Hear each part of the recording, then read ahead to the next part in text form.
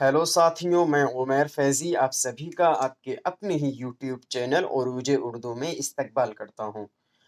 दोस्तों, आज की क्लास में हम पढ़ने वाले हैं फ़न तालीम के मानी यानी पेडागॉजी के क्या मानी होते हैं और फिर पहली ज़बान के तहसील के मराहिल यानी पहली ज़बान बच्चा किस तरह सीखता है और उसके क्या-क्या स्टेजेस होते हैं, ये पूरे स्टेजेस देखेंगे यानी पूरे मराहिल देखेंगे और फ़न तालीम यानी पेडागॉजी की क्या मानी होती है, ये देखेंगे।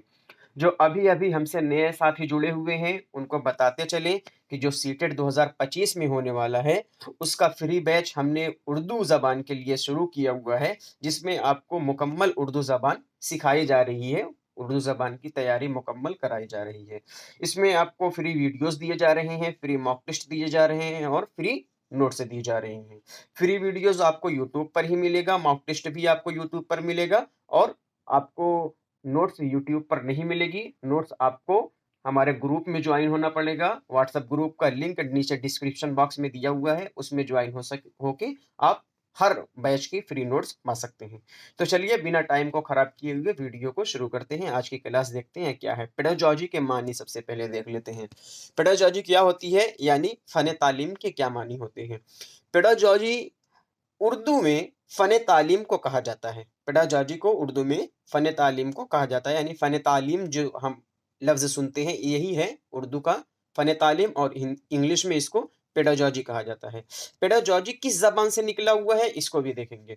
पेडागॉजी उर्दू में फ़न तालीम कहा जाता है। अंग्रेज़ी ज़बान का ये पेडागॉजी यूनानी ज़बान के दो लफ्ज़ों से मिलकर बना हुआ है, एक पाइडोस और दूसरा एगोगोज़, ठीक है? पाइडोज मीन्स होता है बच्चा और एगोज मीन्स होता है रहनुमा। तो क्या हुआ, बच्चे का रहनुमा। उर्दू पेडागॉजी में जो हम फन तालीम बोलते हैं, वही फन तालीम एक्चुअल में इंग्लिश का पेडागॉजी होता है, उर्दू पेडागॉजी यानी उर्दू का फन तालीम। और ये पेडागॉजी यूनानी जबान के दो लफ्जों से मिलकर बना हुआ है, एक पाइडोज और दूसरा एगोगोज। पाइडोज मीन्स होता है बच्चा और एगोगोज मीन्स होता है रहनुमा। ठीक है, उम्मीद है आपको समझ में आ गया होगा। आपको यहाँ पर एक चीज ध्यान देने की बात है, सिर्फ यूनानी जबान, ठीक है? यूनानी जबान जो पेडागॉजी है, पेडागॉजी है, ये क्या है, यूनानी जबान का लफ्ज है और इसको पेडागॉजी को उर्दू में फन तालीम कहा जाता है। ठीक है, ये चीज आप सिर्फ इतना ध्यान रख लीजिए। उसके बाद देखते हैं कि इस तरह फन तालीम का लफ्जी मानी बच्चे की रहनुमाई के हैं। क्या है? फन तालीम का लफ्जी मानी बच्चे के रहनुमाई के हैं। क्यों? क्योंकि पाइडोज मिस होता है बच्चा और एगोगोज मिस होता है रहनुमा, तो बच्चों का रहनुमा, यही इसके मानी निकल कर आ रहे हैं। फन तालीम के क्या मानी निकल कर आ रहे हैं? फन तालीम के मानी ये निकल कर आ रहे हैं कि बच्चों की रहनुमाई या बच्चों के रहनुमा। ठीक है, अब इसमें क्या किया जाता है, इस अमल में तदरीस और आमोजिश के तरीके और नजरियात को तैयार किया जाता है, यानी किस तरह से पढ़ाना है, किस तरह से बच्चों का अधिगम कराना है, ये सब के नजरियात को तैयार किया जाता है इसी के तहत, पेडागॉजी के तहत। इसी वजह से आपको जब आप टीचर बनने वाले हैं तो आपको सीटेट में पेडागॉजी जरूर पढ़ाई जाती है कि आपको ये चीज, ये दर्स आपको रहे कि तदरीस कैसे की जाती है, आमोजिश के तरीके और नजरियात को बताया जाता है आपको, ताकि आप जानते रहें। ज़बान की फ़न तालीम में 3 नज़रिए को ख़ास अहमियत हासिल है। ज़बान की तालीम में, ज़बान की फ़न तालीम में, यानी ज़बान जो पेडागॉजी की तालीम अगर देखी जाए, तो उसमें आपको 3 चीज़ों को पढ़ना है। पहले साख़्ती नज़रिए को पढ़ना है, अमली नज़रिए को पढ़ना है और तामीली नज़रिए को पढ़ना है। क्या-क्या? साख़्ती नज़रिए को पढ़ना है, अमली नज़रिए को पढ़ना है और तामीली नज़रिए को। ये 3 चीज़ को, यही 3 इसके हिस्से हैं। पेडागॉजी के 3 हिस्से हैं, इनको ख़ास अहमियत हासिल है। अब इनकी एक-एक करके इनकी तारीफ देख लेंगे कि साख़्ती नज़रिया क्या होता है, अमली नज़रिया क्या होता है और तामीली नज़रिया क्या होता है, एक-एक करके इनको देख लेंगे। देखते हैं साख़्ती नज़रिया सबसे पहले। साख़्ती नज़रिया यानी स्ट्रक्चरल व्यू, ठीक है? इंग्लिश में इसको स्ट्रक्चरल व्यू कहेंगे। साख़्ती नज़रिया क्या होता है? इस नज़रिए में ज़बान की साख़्त को समझने पर ज़ोर दिया जाता है। साख़्त में अल्फ़ाज़ की तश्कील और तरतीब, जुमलों की तश्कील और तरतीब और कवायद का इल्म शामिल है। नहीं समझ में आया? अपनी ज़बान में समझ लेते हैं इसको। देखो, बच्चे को आप क्या सिखाएँगे? एकदम शुरू-शुरू में बच्चा आया हुआ है, मदरसा में आया हुआ है, मकतब से आया हुआ है या मकतब में पहली बार आया है, स्कूल में पहली बार आया है, नर्सरी में पहली बार आया है, यूकेजी में पहली बार आया है। आप उसको उँगली पकड़कर ए, बी, सी डी, यही पढ़ाएंगे। उर्दू में क्या पढ़ाएंगे? अलिफ, बे, पे, ते, इसको अलिफ बा पा टा ता ऐसे करके पढ़ाया जाता है। तो जैसे जो भी हो, तो ये आप उसको पढ़ाएंगे, क्या पढ़ाएंगे आप उसको? तश्कील और तरतीब। तश्कील मीन्स क्या होता है? शक्ल देना।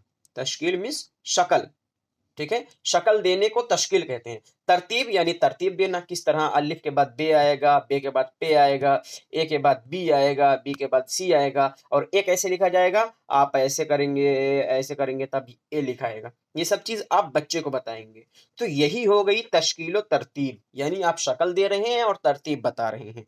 साख्ती नजरिया में क्या है, आपको क्या पढ़ाना है? सबसे पहले बच्चा शुरुआत में क्या किस तरह से जबान सीखेगा? शुरुआत में आपको पहले उसको अलिफ और बे पढ़ाना पड़ेगा, उसको उसको हर्फ की तश्कील और तरतीब करानी पड़ेगी आपको, ठीक है।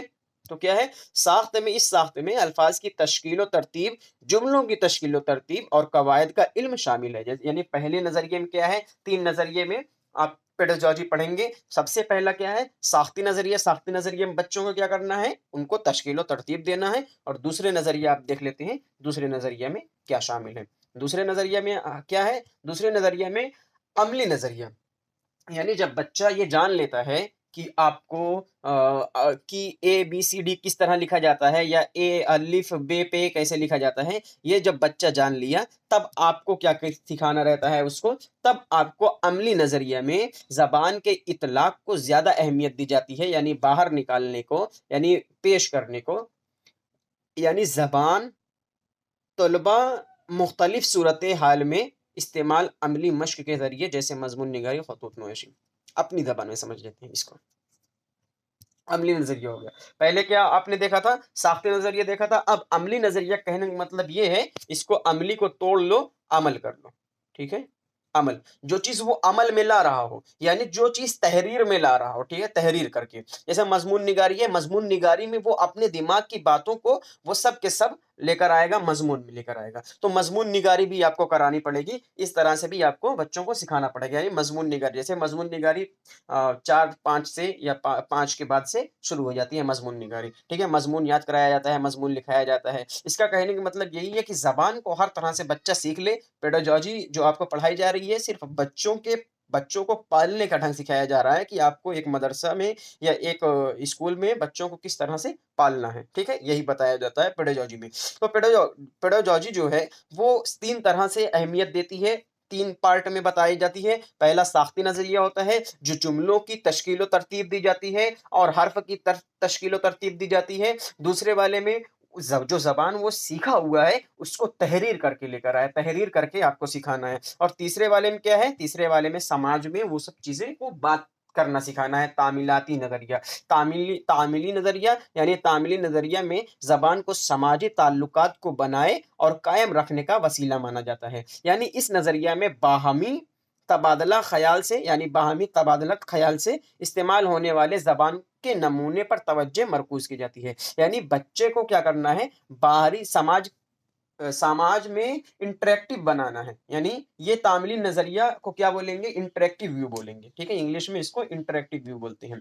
कहने का मतलब ये है कि पहले वाले में क्या है? पहले वाले में इसको इस तरह बांटा गया है कि आपको तश्कील तरतीब देनी है हर्फ की। दूसरे वाले में क्या करना है? मजमून निगारी सिखानी है। और तीसरे वाले में क्या करना है? कि दूसरों से बात करने का ढंग सिखाना है, कि वो किस तरह से समाज में रह पाएंगे। इसी 3 हिस्से में पेडागॉजी को बांटा गया है, ठीक है।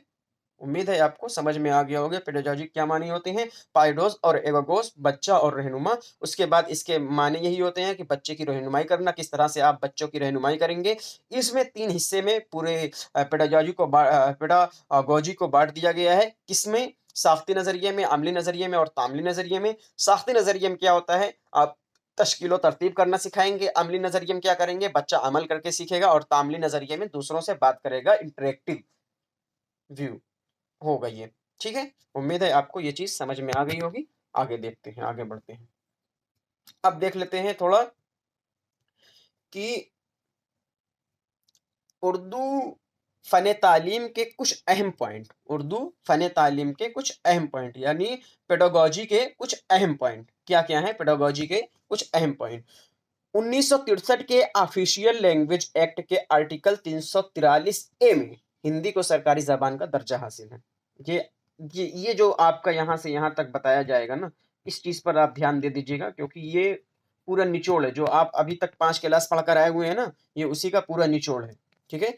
1943 के ऑफिशियल लैंग्वेज एक्ट के 343 ए में 343 एक्ट ए में हिंदी को सरकारी जबान का दर्जा हासिल है, जबकि आर्टिकल 343 बी के तहत अंग्रेजी बतौर मरकजी यानी बतौर स्कूली माविन जबान इस्तेमाल होती है, यानी दूसरी जबान के तौर पर इस्तेमाल किया जा सकता है, क्या होती रहेगी, यानी बी 343 बी में अंग्रेजी को हासिल है कि उसको हम पढ़ सकते हैं, उसको सीखते हैं, और पहले 343 ए में हम क्या कर सकते हैं, हिंदी को सरकारी जबान का दर्जा हासिल है, हिंदी को हम पढ़ सकते हैं, हम बोल सकते हैं, ठीक है? समझ आ गया आपको? और एक चीज इसी वक्त जान लीजिए कि ये तो 343 ए और 343 बी हो गया, और इसी में 350 ए के तहत, हिंदुस्तानी आइन के आर्टिकल 350 ए के तहत आपको मादरी जबान सीखने की अनुमति दी गई है, यानी आपको अलाउ किया गया है कि आप मादरी जबान में तालीम सीख सकते हैं, बच्चों को तालीम मादरी जबान में दी जानी चाहिए। ये क्या है, 350 ए के तहत है। अब इसमें क्या है, इसमें आप उर्दू आपकी जबान है, आप उर्दू में अपनी तालीम, अपने बच्चों की तालीम कर सकते हैं 350 ए के तहत। ये यहाँ पर नहीं लिखा गया है, तो इसको ध्यान रख लीजिएगा। 1963 के ऑफिशियल लैंग्वेज एक्ट के आर्टिकल 343 ए में हिंदी को सरकारी जबान का दर्जा हासिल है, जबकि आर्टिकल 343 बी में के तहत अंग्रेजी बतौर मरकजी माविन जबान इस्तेमाल होती रहेगी, और 350 ए के तहत 350 ए के तहत आप अपने बच्चों को, खुद को क्या कर सकते हैं, मादरी जबान में तालीम हासिल की जा सकती है, कराई जा सकती है बच्चों की 350 ए के तहत। कितने, 350 ए, ये आप याद रखे रहिए, 350 ए के तहत, ठीक है? उसके बाद देखते हैं कोठारी कमीशन 1964 19, देखिए यहाँ उर्दू में कभी कभी 2-3 पेपर में इसको 1964 की जगह ना 1965 दे दिया है, तो उस चीज को आप ज्यादा ध्यान मत दीजिएगा। 1964 1965 ये 66 रहेगा, और कोठारी कमीशन की कभी बात हो जाएगी तो 1964 से 1966 ये ज्यादा काबिल कबूल माना जाता है, इसको ज्यादा लोग रेफर करते हैं, ठीक है? तो 1965 और 1966 भी दिया रहेगा तो वो गलत नहीं रहेगा, या उसको आप उस हिसाब से समझ जाएंगे, ठीक है? कोठारी कमीशन 1964-1966 का अहम मकसद कसीरे लिसानियात और कौमी आहंगी को फरोग देना है, ठीक है? मल्टीलिंगुअल, कसीरे लिसानी मीन्स होता है मल्टीलिंगुअल। उसके बाद क्या है, हक हक तालीम एक्ट यानी राइट टू एजुकेशनल एक्ट 2009 कब लागू हुआ था? चलिए कमेंट करके बताइए कि ये कब लागू हुआ था। राइट टू एजुकेशनल एक्ट 2009, जिन्होंने पिछली वीडियो नहीं देखी हुई है वो जाकर पिछली वीडियो देख लीजिए, इस वीडियो को यहीं पर छोड़कर जाकर देख लीजिए, जब तक वो नहीं देखेंगे तब तक आपको ये चीज समझ में नहीं आने वाली है, तो वो वीडियो पहले देख लीजिए, उसके बाद ये वीडियो देख सकते हैं आप। हक तालीम एक्ट 2009 यानी राइट टू एजुकेशनल एक्ट 2009 के मुताबिक हर बच्चे को मादरी जबान सीखने का हक है, एक ये भी बताया गया था आपको, एक 350 ए के तहत भी बताया गया था आपको, और क्या बताया गया था, एनसीएफ 2005 भी यही बात बोलता है कि बच्चों को उनकी मादरी जबान में ही क्या की जानी चाहिए, तालीम देनी चाहिए, या उनको पढ़ाना चाहिए उनके मादरी जबान में। और किसने कहा था मादरी जबान में बच्चों को कराना चाहिए? तो जितने भी माहिर नफ्सियात हैं, माहिर लिसानियात हैं, सब ने कहा है ये बात कि आपको माहिरीन जितने नफ्सियात हैं उन लोगों ने कहा है कि प्राइमरी सतह पर सब बच्चों को क्या करनी चाहिए, उनके मादरी जबान में ही उनको तालीम देनी चाहिए। ये चीजें मादरी जबान के मुतालिक आप याद किए रहिए, हिंदी के मुतालिक याद कीजिए, इंग्लिश के मुतालिक ध्यान में रखिए। और कोठारी कमीशन को तो आप जान ही रहे हैं, कसीर लिसानियत की बात कर रहा है, यानी मल्टीलिंगुअल की बात कर रहा है, और हक तालीम ये आपको याद ही हो गया। अब देख लेते हैं कि इन्होंने क्या क्या कहा था मादरी जबान को लेकर, या किस तरह से बच्चे सीखते हैं उस पर पाउलो और स्किनर के मुताबिक, जो पाउलो हैं और स्किनर के मुताबिक इन्होंने कहा था कि बच्चा आसपास के लोगों की नकल नहीं, नकल रहेगा, ठीक है? नकल करके सीखता है। पाउलो और स्किनर के मुताबिक बच्चा एक दूसरों की आसपास की नकल करके सीखता है, यानी बच्चे के वालिदैन जिस तरह से रहेंगे, बच्चे के भाई बहन, बच्चे के अम्मी अब्बू, बच्चे के खानदान, बच्चे का घराना जिस जबान का इस्तेमाल करेगा उसी जबान का इस्तेमाल बच्चा भी करेगा, ठीक है? उसी जबान का इस्तेमाल बच्चा भी करेगा। उसके बाद क्या है कि पाउलो और स्किनर ने यह बता दिया कि आसपास नकल करके। दूसरे पर आते हैं नॉम चॉम्स्की, जो कि अभी भी जिंदा हैं, ये अगर हो सकता है पूछ ले तो ये जान लीजिए कि वो अभी भी जिंदा है, नोम चॉम्स्की। नोम चॉम्स्की ने क्या कहा था? LAD बताया था। नोम चॉम्स्की ने क्या कहा था? LAD बताया, यानी जितने बच्चे दुनिया में पैदा होते हैं सब के सब अपने दिमाग में एक डिवाइस लेकर आते हैं जिसको कहा जाता है LAD, लैंग्वेज एक्विजिशन डिवाइस। इसके तहत बच्चे जब आते हैं, माहौल से इंटरेक्ट करते हैं, तो वो क्या करते हैं कि वहां माहौल में जो जबानें बोली जाती हैं उसी के तहत वो अपने स्कीमा में लेकर जाते हैं, यानी अपने दिमाग में लेकर जाते हैं। स्कीमा तो पियाजे ने कहा है, तो अपने दिमाग तक लेकर जाते हैं और उसको फिर धीरे धीरे नकल करके फिर बोलना का ढंग सीखते हैं, ऐसा नोम चॉम्स्की ने कहा है। ठीक है। और जीन पियाजे ने क्या कहा है? जीन पियाजे ने कहा है कि हवा से खमसा। ठीक है, ये चीज आपको कल बताया गया था। अगर कल की वीडियो आपने ध्यान से नहीं देखी है तो एक बार देख लीजिए, वहां पियाजे की पूरी थ्योरी कराई गई है। तो पियाजे ने क्या कहा है कि हवा से खमसा, यानी 5 इंद्रियां होती हैं, 5 इंद्रियों के जरिए से, हवा से खमसा के जरिए से बच्चा अपनी जबान को सीखता है। उसके बाद क्या हुआ कि उसके बाद वाइगॉस्की ने देखा तो समाजी तामील, यानी समाज से अंतःक्रिया करके बच्चा सीखता है, ये हमने देख लिया था। उर्दू फन तालीम के कुछ अहम पॉइंट में से ये चीजें जो अभी तक हमने 5 क्लासेस में पढ़े हुए हैं, सबका निचोड़ है ये पेडागोजी को लेकर। तो आपने अगर यही वीडियो देख रहे हैं तो आप मोटा मोटा समझ सकते हैं। अगर थ्योरी देखना चाहते हैं तो पिछली वीडियो देख सकते हैं। अब देख लीजिए कि अब यहाँ से पहली जबान के तहसील के मराहिल शुरू हो रहे हैं, यानी पहली जबान जो है बच्चा किस तरह से सीखता है। ठीक है, बच्चा पहली जबान को किस तरह से सीखता है वो देखने वाले हैं। पैदाइश के बाद, यानी पैदाइश जैसा बच्चा पैदा हुआ उसके बाद से ही उसका डेवलपमेंट शुरू हो जाता है, तुरंत उसका डेवलपमेंट शुरू हो जाता है। तो पैदाइश के बाद बच्चा अचानक ही जबान और उसके कवायद से वाकिफ नहीं होता है, यानी बच्चा अचानक ही उसकी जबान को नहीं सीख जाता है या कवायद को नहीं सीख जाता है, बल्कि ये एक मुसलसल अमल है, यानी ये एक लगातार चलने वाला अमल है, वो सीखता रहेगा। जैसे वो होता है ना कि आपका डेवलपमेंट जो होना है, आपका डेवलपमेंट देखिए इस तरह से होता है। एक मिनट, जो डेवलपमेंट होता है आपने सीटेट में पढ़ा होगा, ये डेवलपमेंट है, ये देखिए आपका ये डेवलपमेंट है। और उसमें जो डेवलपमेंट में आपकी जो ग्रोथ होती है वो यहाँ होती है, यानी ग्रोथ पूरा डेवलपमेंट वूम टू टूम चलता है, यानी इस कब्र से ले गर्भ से कब्र तक चलता है ना। गर्भ से कब्र तक डेवलपमेंट चलता है, यानी जो आप हमारा जो जो हमारा विकास होगा वो कब्र तक चलेगा। जब बच्चा पैदा होगा उसके बाद से वो लगातार सीखता जाएगा और जब तक वो मर नहीं जाएगा तब तक वो सीखता रहता है। लेकिन जो ग्रोथ होती है वो एक टाइम तक रुक जाती है, ये चीज आपने सीट में पढ़ी होगी। तो जैसे ही बच्चा पैदा होता है अचानक से तुरंत हर चीज सीख नहीं जाता है, वो धीरे धीरे करके सीखता है, जिसके मुख्तलिफ मराहिल हैं। मराहिल मीन्स क्या होता है? स्टेजेस होते हैं। ठीक है, स्टेज जैसे सीढ़ी की तरह, एक पहले बच्चा छोटा रहेगा तो यहाँ पर चढ़ेगा, उसके बाद फिर इस पर चढ़ेगा, फिर धीरे धीरे करके इस पर चढ़ेगा, फिर इस पर चढ़ेगा, फिर इस पर, ऐसे ऐसे, यही है मराहिल। ठीक है, इस वजह से आपको बहुत ज्यादा उर्दू का लफ्ज इस्तेमाल नहीं किया गया है जा रहा है, क्योंकि बहुत लोग सिर्फ उर्दू में 15 से 20 नंबर के बीच में इसी वजह से रह जाते हैं क्योंकि उनको उर्दू जबान का लफ्ज ही नहीं समझ आता। तो ये क्या, यहाँ पर हम हमारी टीम की जानिब से इस तरह से आपकी पीडीएफ और आपकी नोट्स तैयार की जा रही हैं कि आप जो है लफ्ज में कुछ कंफ्यूज ना हो, आपको आराम से सीडीपी से इंग्लिश से, हिंदी से, सबसे जोड़कर आप पढ़ पाएं, आपको बेहतर समझ में आएगा। तो इसी वजह से उर्दू लफ्ज का ज्यादा इस्तेमाल नहीं किया जा रहा है। तो इन मराहिल से, यानी मराहिल मीन्स होता है स्टेजेस, स्टेजेस आपने सीडीपी में पढ़ा होगा। तो मराहिल में, इन मराहिल से गुजरते हुए बच्चा जबान पर सलाहियत हासिल करता है। सलाहियत यानी बच्चे जबान पर कुदरत हासिल कर लेता है, यानी उसमें क्या हो जाता है, महारत हासिल हो जाती है उसको। अब वो जबान सीख जाएगा। ये मराहिल तरतीबवार हैं, ये जो मराहिल है यानी ये जो स्टेज है वो तरतीबवार हैं, एक तरतीब में किया गया है, यानी ऐसे ऐसे, जैसे पहले बच्चा एक लफ्ज सीखेगा, फिर 2 लफ्ज, फिर 3 लफ्ज, इस तरह से बयान किया गया है। ये मराहिल तरतीबवार है, मतलब ये स्टेजेस के हर एक स्टेज के बाद एक स्टेज आ रहे हैं, तरतीबवार हैं, एक तरतीब से लगा हुआ है।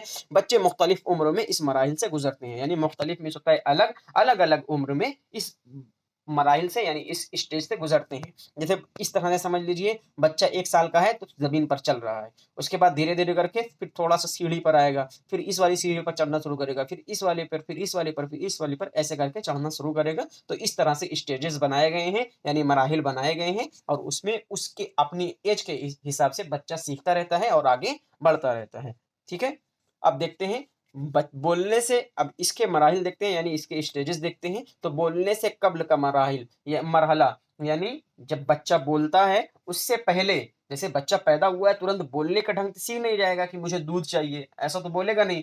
वो कूइंग करेगा, सबसे पहले कूइंग करता है। पहले 1 से 6 हफ्ते तक वो कुछ बोलता ही नहीं है। मतलब 6 हफ्ते तक वो बहुत रेयर होगा कि कुछ बोलेगा, या सिर्फ वो रोना जानता है। कि इब्तिदा में बच्चा सिर्फ हरफ इल्लत की आवाजें निकालता है। हरफ इल्लत आपको पढ़ाया गया था, हरफ इल्लत पढ़ाया गया है आपको, उर्दू ग्रामर में पढ़ाया गया है, सीटेट में नहीं पढ़ाया गया है। ये हरफ इल्लत वाला जो पोर्शन आएगा वो लास्ट में पढ़ाया जाएगा, जो 15 नंबर जब पैराग्राफ का कराया जाएगा। ठीक है? तो हरफ इल्लत यानी ए, अलिफ, बे, पे, इस तरह से कुछ ना कुछ वो चा, ऐसे करके वो बोलेगा। ठीक है? वो हरफ इल्लत की आवाजें निकालता है 6 हफ्ते के बाद। 6 हफ्ते तक कुछ वो समझ लीजिए वो कुछ बोलता ही नहीं है, खाली ओ आ करेगा। तो इसमें अगर आ कर दिया तो अलिफ बन गया, है ना? दा कर दिया तो दाल बन गई, है ना? इस तरह से हरूफ इल्लत को वो बनाता है। उसके बाद क्या है कि 6 हफ्ता के बाद वो कूइंग करना शुरू कर देता है। कूइंग करना यानी कुकुआना शुरू कर देता है। 4 महीने के बाद उसकी आवाज में हर्फ सही भी जुड़ जाते हैं, यानी 4 महीने के बाद वो सही हर्फ थोड़ा सा इस्तेमाल करता है, या ये आवाजें वो इस्तेमाल करता है को की तरह सुनाई देता है। जैसे काव काव बोलते हैं ना, कौवा बोलता है, उसी तरह कू कू वो करने लगता है, उसी को कूइंग कहते हैं। जैसे कू कू करेगा, या फिर कुछ अपने आप में ऐसे उंगली में ही दोनों में खेलेगा, जब उन दोनों, अब दोनों हाथों को ऐसे खेलता रहेगा, कू कू करता रहेगा। इस तरह से क्या हो जाएगा, इसी को कूइंग करना कहते हैं। और ये कब से शुरू होता है? 6 हफ्ते के बाद से, बच्चे की पैदाइश से 6 हफ्ते बाद से कूइंग शुरू होती है। ठीक है? और 6 हफ्ते पहले तक वो सिर्फ हरफ इल्लत का आवाजें निकालता है। जैसे ऊ आ कुछ भी निकालेगा, उसी को हरफ इल्लत में कर दिया गया है। अलिफ से बढ़िया तक कुछ भी बोलेगा, ए से जेड तक कुछ भी बोलेगा, वही। ठीक है? अब दूसरा स्टेज देखते हैं, बलबलाना। ठीक है? बलिंग, बबलिंग होगा, बिलिंग नहीं होगा। बबलिंग मरहला या फिर बलबलाना, बबलाना। ठीक है? तो क्या है, 6 से 8 माह, 6 से यानी 6 महीने तक वो क्या करता है, 4 महीने से 6 महीने तक एक एक वर्ड सीख लेता है, आव काव ऐसे बोलने शुरू कर देगा। उसके बाद 6 से 8 माह तक, 6 माह की उम्र में बच्चे हरफ इल्लत और हरफ सही मिलाकर दोहराने वाली आवाजें निकालते हैं। जैसे बबलाना कहते हैं बा, जैसे बबलाना कहते हैं, जैसे बा, बा, चाचा, मामा, दादा, नाना वगैरह। ठीक है? इस तरह से 6 माह से 8 माह तक क्या करेंगे बच्चे, इस तरह से बाबा, चाचा, इस तरह से करेंगे। अब इसमें क्या बताया गया है आपको, इसमें अगर कंफ्यूज हो रहे हैं आप, तो 4 महीने से 6 महीने तक क्या करता है, 4 महीने के बाद उसकी आवाज में सिर्फ सही हरफ सही भी जुड़ जाते हैं। यानी 4 महीने तक वो क्या करता है, खाली क्यूइंग करता है। 4 महीने के बाद वो हो सकता है, 5 महीने के बाद हो सकता है, 6 महीने के बाद, इस तरीके से वो क्यूइंग करना शुरू कर देता है। हर बच्चे का डेवलपमेंट सेम नहीं होता है। ठीक है? ये आवाजें कू कू कू की भी सुनाई दे सकती हैं। तो 6 महीने तक इसको माना गया है कि ये कू कू करता है। उसके बाद क्या करता है, 6 महीने से 8 महीने तक वो बे अली जबर बा करके बा बा करेगा, चा चा करेगा, उसके बाद मम्मा करेगा, है ना? इस तरीके से वो 6 महीने से 8 महीने तक बबलिंग करता है, यानी बबलाता है। ठीक है? बबलिंग करेगा वो। ये सेकंड स्टेज है। अब तीसरे स्टेज पर चलते हैं। एक लफ्ज का मरहला। अब एक लफ्ज का मरहला माने, एक लफ्ज का मरहला, अब एक लफ्ज बोलेगा। यानी हमने क्या देखा, पैदाइश होने के बाद सिर्फ वो एक हर्फ बोल रहा है। अब यहां पर एक लफ्ज बोलेगा। एक हर्फ माने अलिफ, बे, इस तरह से। अब ये भी नहीं है कि अलिफ पूरा बोलेगा, बे पूरा बोलेगा, ऐसा नहीं है। वो सिर्फ ऐसे बोल देगा, जैसे आ बोल दिया, आ, अलिफ हो गया, आ हो गया, ए हो गया, आ बोल दिया, है ना? दा बोल दिया, दा। उसके बाद डी हो गया, है ना? इस तरीके से दा हो गया। तो क्या हो गया कि वो ऐसे हरूफ इल्लत सिर्फ बोलेगा। लेकिन जब एक लफ्ज आ जाएगा तो वो पूरा अच्छी तरीके से, जैसे बाबा, बाबा तो उसमें वो हो जाएगा बबलिंग करना। जैसे इसमें हो जाए खाना, खाना, है ना? ये एक लफ्ज बोलना शुरू कर देगा। या मम्मी पूरा बोलना शुरू कर देगा, या मम, है ना? ऐसे करके बोलना शुरू कर देगा। ठीक है? तो एक बार फिर से दोहरा लेते हैं। बोलने से पहले क्या करता है बच्चा, 6 माह तक, पैदाइश से 6 माह तक क्या करता है, इब्तिदा में बच्चा सिर्फ हरूफ इल्लत की आवाजें निकालता है। 6 हफ्ते से, 6 हफ्ते पहले से सिर्फ हरूफ इल्लत की आवाज निकलता है, हरफ इल्लत की। उसके बाद क्या करता है, कुइंग शुरू करता है। 6 हफ्ते के बाद कुइंग शुरू करता है। और ये कब तक चलता है कुइंग, तो कुइंग चलेगा फिर इसकी जैसे कू कू की आवाजें सुनाई देती हैं 6 महीने तक, ठीक है। 6 महीने तक ये चीज चलेगी। और उसके बाद 6 महीने से लेकर 8 महीने तक ऐसे दोहराएगा, सही हर्फ मिलाकर दोहराएगा, जैसे बाबा, पापा, ऐसे चाचा, एकदम अलगाएगा नहीं, ऐसे बोलेगा बब्बा, है ना।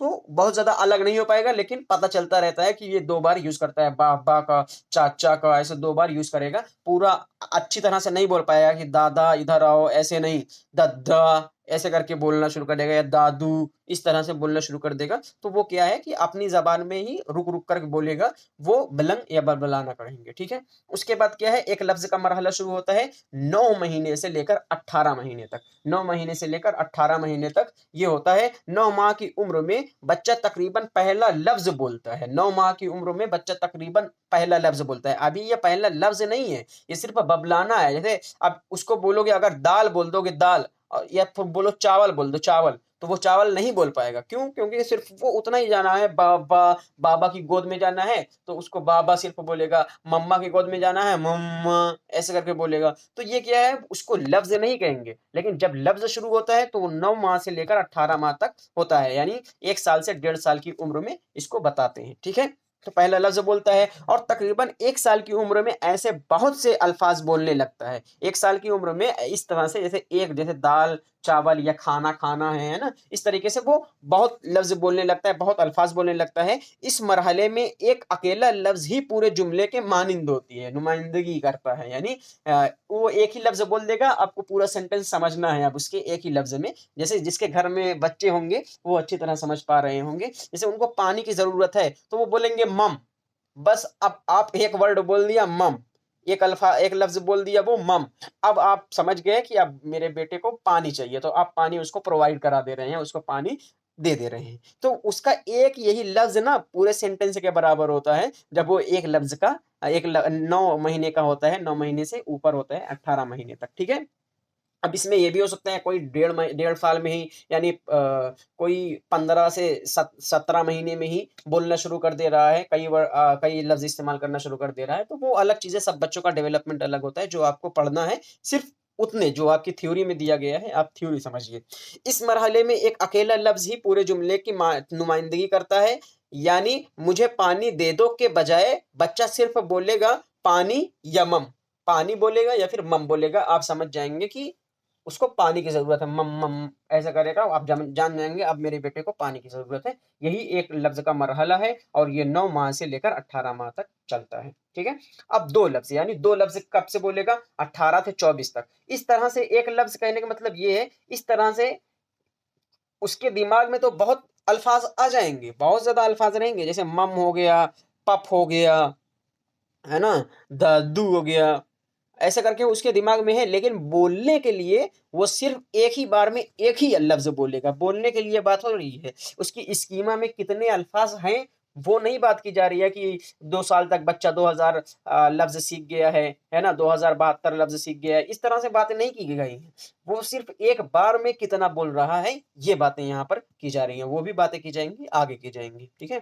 2 अल्फाज का मरहला, यानी 2 अल्फाज जब इकट्ठा मिलाकर बोलता है तो वो किस तरह बोलता है, 18 से 24 माह के महीने में ये होता है, यानी 1.5 से 2 साल के बीच में ये होता है। इस मरहले में बच्चे छोटे छोटे जुमले बोलने लगते हैं। क्या? जो 2 जुमलों से मिलकर बने होते हैं, यानी 2 जुमलों से मिलकर बने होते हैं, वो छोटे छोटे जुमले बोलने लगते हैं। कैसे कैसे बोलते हैं? जैसे पहले जहां एक लफ्ज जैसे पानी पूरे जुमले की नुमाइंदगी करता है, जैसे पानी, ऊपर वाला जो पानी हमने देखा है, जैसे मम, मम जो है यहाँ पानी नहीं रहना चाहिए, मम रहना चाहिए, जो बच्चा बोला था मम। जैसे मम पूरे जुमले की नुमाइंदगी करता था, अब उसके साथ फेल भी जुड़ता है। अब उसके साथ ये लोग क्या करते हैं, बच्चे लोग फेल भी जोड़ते हैं।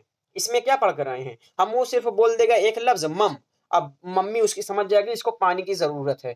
अब 2 लफ्ज जब ये बोलना सीखेगा तो जो ये मम है ना, इसके साथ अब फेल, यानी हरकत करना भी, काम करना भी वो शुरू कर दिया है, यानी काम करने वाली भी बात बोल रहा है, यानी उसको क्या जरूरत है। जैसे वो फेल जोड़ता है, यानी अब बच्चा कहता है मुझे पानी दे दो। दे दो, मतलब वो काम वाली फेल, ये दे दो क्या है, फेल ही तो है। तो क्या करता है, वो इसमें फेल जोड़ना शुरू कर देता है, दो लफ्ज में फेल जोड़ना शुरू कर देता है। इसके पास तकरीबन 50 लफ्जों का मजमूआ होता है। इसमें क्या होता है, जब ये दो लफ्ज बोलेगा ना तो इसके पास तकरीबन 50 लफ्ज होंगे, ठीक है, 50 लफ्ज होंगे, तकरीबन की बात की जा रही है। जब ये 1.5 से 2 साल के बीच में का होगा तो इसके पास यानी बच्चे के पास तकरीबन 50 लफ्ज का मजमूआ होगा, ठीक है। और एक चीज और आपको बताते चले, पिछली क्लास में बताया गया था, याद आ गया, कि जब बच्चा स्कूल में जाता है तो कम से कम वो 5,000 अल्फाज अपने साथ लेकर आ जाता है, यानी एक जबान का 5,000 लफ्ज वो जानता रहता है, उसके बाद वो जाता है स्कूल में, यानी 5 साल तक 5,000 लफ्ज को बच्चा जानता रहता है। ये चीज याद आ गई तो सोचे बता दिया जाए। तो क्या है, यानी बच्चा कहता है मुझे पानी दे दो, इसके पास ये जो दे दो आया है, अब वो क्या हो जाएगा, वही हो जाएगा फेल, यानी दो लफ्ज जोड़ दिया, यानी पानी भी जोड़ दिया है और दे दो भी जोड़ दिया है, या पानी दो डायरेक्ट बोल देगा तो पानी भी एक लफ्ज है और दो भी एक लफ्ज है। जबकि यहाँ पर सिर्फ मम था, मम एक ही लफ्ज है, अब मम को 10 बार बोला जाए वो मम एक ही रहेगा, लेकिन यहाँ पर पानी दे दो यानी पानी दो, तो पानी एक अलग लफ्ज है और दो एक अलग अलग लफ्ज है, तो ये दो लफ्ज का मरहला हो गया और ये 18 से 24 माह तक होता है, ठीक है। आगे देखते हैं टेलीग्राफिक मरहला, इसको इंग्लिश में टेलीग्राफिक बोलते हैं, यहाँ टेलीग्राफी लिखा हुआ है। टेलीग्राफी मरहला 24 से 30 माह, 24 से 30 माह, अब यानी 2 साल से 2.5 साल तक क्या करता है, इस मरहले में बच्चा जुमले को बोलने के 2 से ज्यादा अल्फाज करता है, यानी जो इसमें जब इस मरहले में बच्चे जुमले को बोलने के लिए 2 से ज्यादा अल्फाज का इस्तेमाल करता है। जैसे अभी तक इसमें देखे थे सिर्फ दो ही अल्फाज इस्तेमाल करेगा, जैसे पानी और दो, ये इस्तेमाल कर दिया, लेकिन अब इसमें 2 से ज्यादा अल्फाज का इस्तेमाल करेगा। क्या करेगा कि जुमले में आने वाले ने, से, को, ये उसको समझ में नहीं आएगा। जैसे ने हो गया, से हो गया, को हो गया वगैरह, को बच्चा इस्तेमाल नहीं करता है। जैसे देख लीजिए, एग्जाम्पल समझ लीजिए, हो सकता है समझ में आ जाए। जैसे आयशा ने मुझे चाबी दी, कीज जो चाबी होती है, जैसे गाड़ी की चाबी है, तो क्या बोलेंगे कि मेरी बहन ने मुझे चाबी दी, ये सेंटेंस हम लोग बोलेंगे कि आयशा ने मुझे चाबी दी। अगर अपने लिए बोलना चाहें, आयशा ने मुझे चाबी दी है, मैं अभी रख दूंगा, ऐसे हम लोग बोलेंगे। लेकिन ये यही चीज बच्चा क्या कहेगा, आयशा चाबी दी, आयशा चाबी दी, जो ने, के, को, से, ये सब चीज उसको समझ में नहीं आता है, वो सिर्फ लफ्ज लफ्ज समझता है, जो लफ्ज वो सीखा है सिर्फ उतना जानेगा। हम कहेंगे आयशा ने मुझे चाबी दी है ना, वो कहेगा आयशा चाबी दी, बस। उसको ने, में, को से ये रिलेशन जोड़ने से उसको मतलब नहीं होता है, इसी को टेलीग्राफिक कहते हैं, ठीक है। इस मरहले में बच्चा बड़ों की तकलीद करता है और जुमलों को छोटा करके बोलता है, ये तो जान ही गए। आगे देखते हैं लंबे जुमलों का मरहला, यानी 30 माह के बाद का मरहला। वक्त के साथ साथ जुमलों में अल्फाज की तादाद बढ़ती रहती है, यानी वो उसका स्कीमा में मजमुआ उसका बढ़ता रहता है। जो सफर इस्म से शुरू हुआ था, इस्म से शुरू होने का मतलब ये है, यहाँ पर देख लीजिए, ये जो इस्म से शुरू हुआ है, यहाँ इस्म यानी आवाज को की, ये जो आवाज चा चा बा बा, ये सब से जो शुरू हुआ है ये इस्म है, और इस्म से जो शुरू हुआ है वो सफर अब इसमें फेल भी आ जाएगा, जमीर भी आ जाएगी और सिफत भी आ जाएगा, जिनसे मुतजाद मुतरादिफ सब अल्फाज जुड़ने लगते हैं। जैसे बच्चा जान जाएगा रात और दिन क्या होते हैं, तो रात दिन जान गया बच्चा, और जमीर जान गया यानी वो, तुम, ये सब जान गया, सिफत जान गया, वो बहुत अच्छा है, वो जान, ये चीज जान गया कि अरे वो बहुत अच्छा है, तुम बहुत बेकार लड़के हो, तुम बहुत गंदे बच्चे हो, तो ये सब क्या जान जाएगा, वो जान जाएगा। कब जानेगा वो, 30 माह के बाद जानेगा। अगर उसके तुम कहोगे, आप कह रहे हैं कि ये तुम बहुत गंदे बच्चे हो, तो वो जान जाएगा कि मेरी बुराई की जा रही है, तुम बहुत अच्छे बच्चे हो, बहुत अच्छे, शाबाश, बड़े हो जाओ, है ना, इस तरह से बातें की जा रही है, तो वो सिफत जान गया है, अच्छाई बुराई क्या होती है और इसमें क्या होता है, जमीर क्या होता है, यानी ये सब चीज वो जान गया है। कब जानेगा, 30 माह के ऊपर जानेगा, ठीक है। एक बार हम दोहरा लेते हैं, उसके बाद वीडियो को खत्म करते हैं। सबसे पहले हमने क्या देखा, सबसे पहले हमने देखा कि पेडागोजी क्या होती है, पेडा पेडागोजी क्या होती है, पेडागोजी पाइडोज, पाइडोज और एगोज,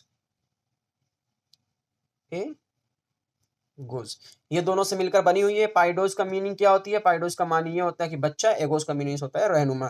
तो पेडागोजी का क्या मतलब हुआ, इसका मतलब यही हुआ कि बच्चों की रहनुमाई, ठीक है। उसके बाद हमने क्या देखा, इसके अमल में हमको आमोजिश और नज़रियात को तैयार करना होता है। ज़बान के फ़न तालीम में 3 तरह से हमने देखा, यानी पेडागॉजी में 3 चीज़ को हमने अहम माना है। पेडागॉजी को 3 हिस्सों में बाँटा गया है। कौन से? साख़्ती नज़रिया एक देखे थे, साख़्ती नज़रिया, उसके बाद अमली नज़रिया देखे थे, साख़्ती, अमली और तामली।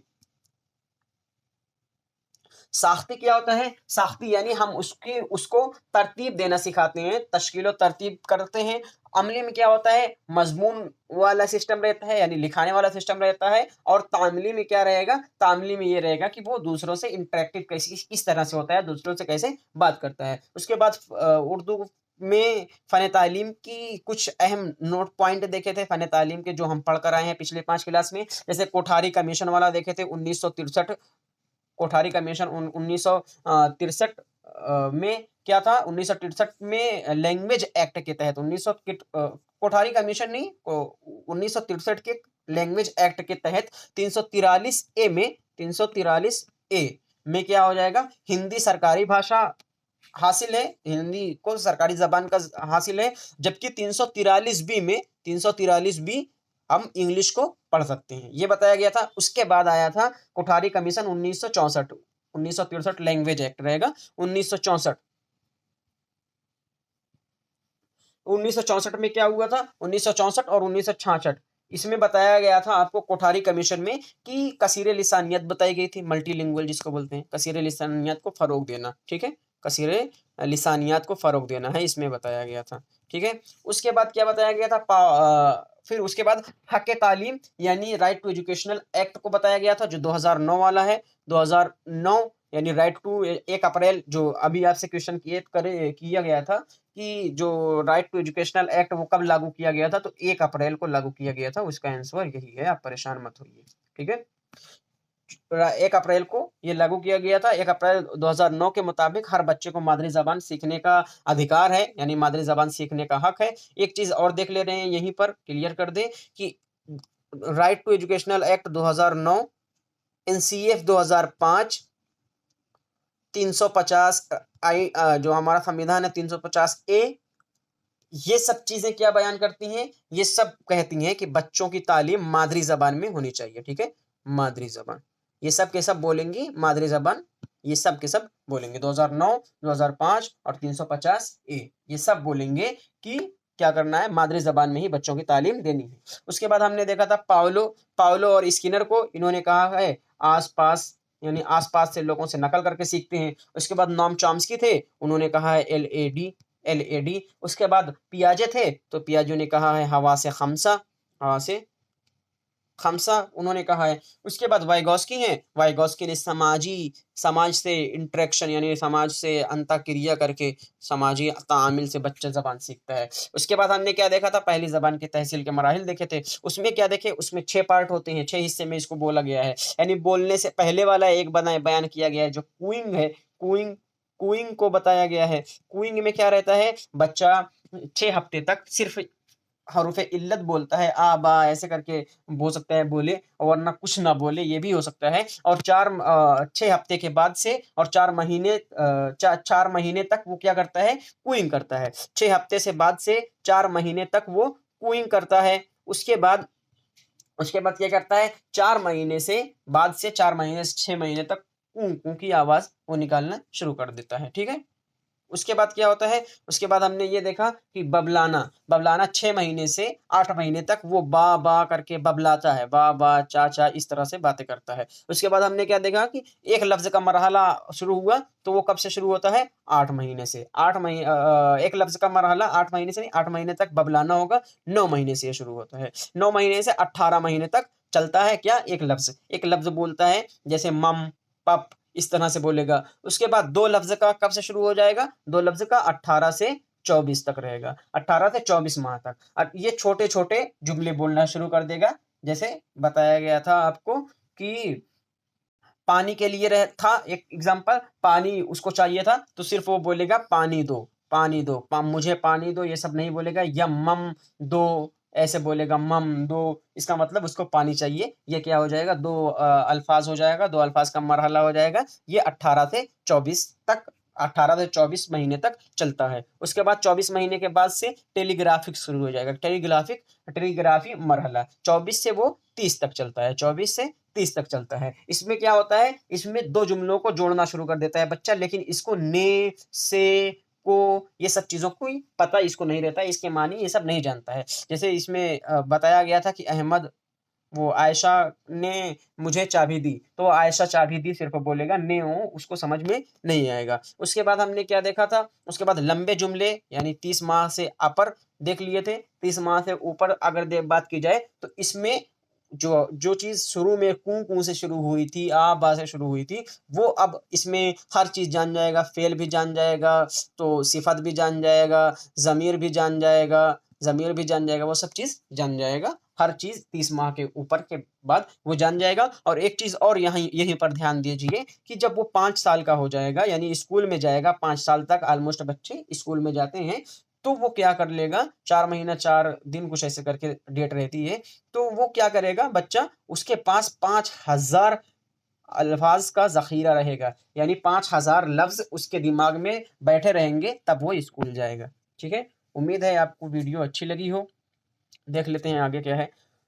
उर्दू ज़बान की मुकम्मल तैयारी करने के लिए हमारे चैनल पर बने रहिए, सब्सक्राइब कीजिए, और वीडियो देखने के लिए शुक्रिया आपका। लाइक सब्सक्राइब ज़रूर कर दीजिएगा। फ्री नोट्स पाने के लिए जो लिंक दिया गया है नीचे डिस्क्रिप्शन में, उस पर आप उस ग्रुप में ज्वाइन हो सकते हैं और हर चीज़ की फ्री लिंक आपको वहाँ पर मिल जाएगी। अगर टीजीटी पीजीटी की तैयारी आप कर रहे हैं तो टीजीटी पीजीटी की तैयारी भी हमारे यूट्यूब चैनल पर फ्री में कराई जा रही है। आप उसी ग्रुप में, एक ही ग्रुप में हर चीज़ की पीडीएफ यानी नोट्स आप पा सकते हैं। वीडियो कैसी लगी ज़रूर बताइएगा। वीडियो में कुछ कमी लग रही हो तो वो भी बताइएगा, और कुछ सजेशन आप देना चाहते हैं हमारे टीम को तो ज़रूर बताइएगा।